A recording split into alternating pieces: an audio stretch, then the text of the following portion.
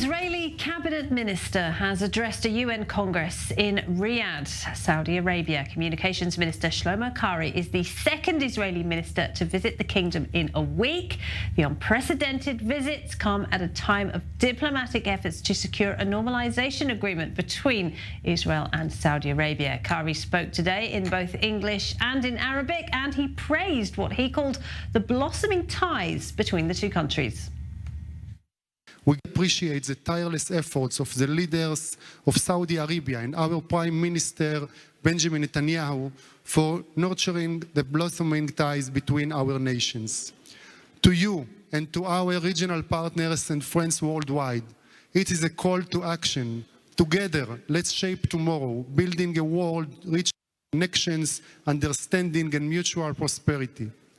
Finally, I would like to thank the government and people of the Kingdom of Saudi Arabia for their outstanding organization and warm hospitality during our holiday.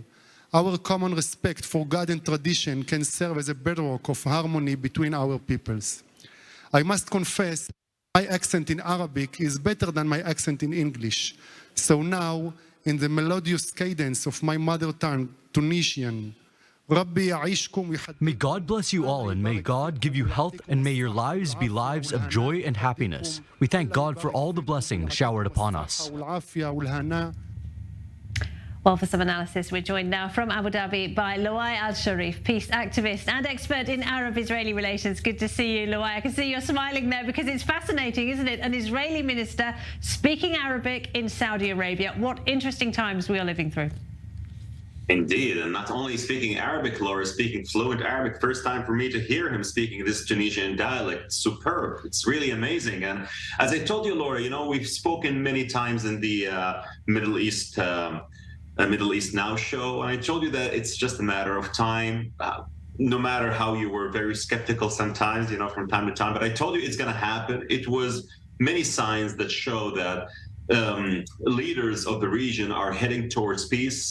Thank God it started with the UAE, with the Abraham Accords, and of course Bahrain followed suit, and then Morocco, and then also other countries. And I'm so sure other countries will also join the Abraham Accords. Maybe it will be a new accords name between Saudi Arabia and Israel, but eventually Israel will be integrated, the Middle East will be reshaped, and the children of Ishmael and Isaac will be reunited.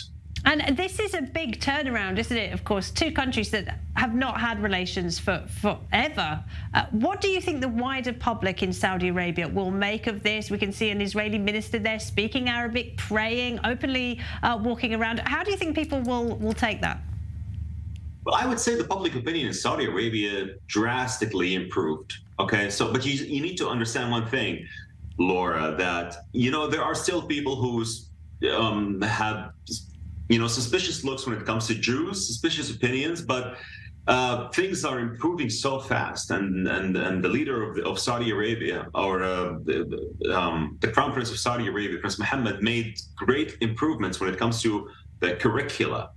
Of course, old curricula is still circulating, but the good thing is that things are moving forward. And by seeing Twitter, you see young generation of Saudis who are embracing their Israeli friends, speak openly about playing multiplayer games with their Israeli counterparts. And they were so happy to see a FIFA player or FIFA players from Israel coming to Saudi Arabia. I think things are moving forward. Now, the thing is that how will this peace eventually look like? What will it bring to all parties, if you know what I mean? That is the real stress now that some people are talking about, whether it's going to bring to the Palestinians their full demands, which I doubt. And I told you many times on your show, in my opinion, a Palestinian state will not see light. I'm not being.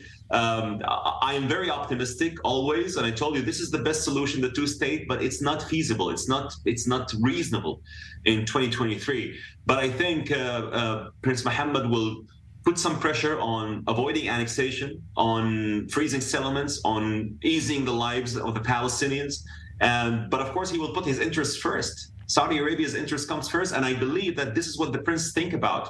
He would not miss a chance when a president of the U.S. a couple of years ago said that I will make you the pariah that you are, and then the same president is coming to MBS and saying, let's have a deal, and I will give you this, this, and that. You think he would miss these opportunities?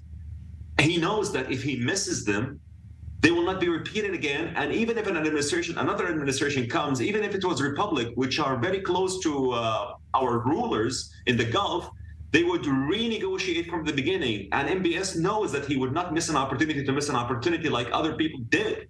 So he would take this opportunity into the full and put his nation's interests first. And this is what the UAE did. This is what Bahrain did. This is what other countries did.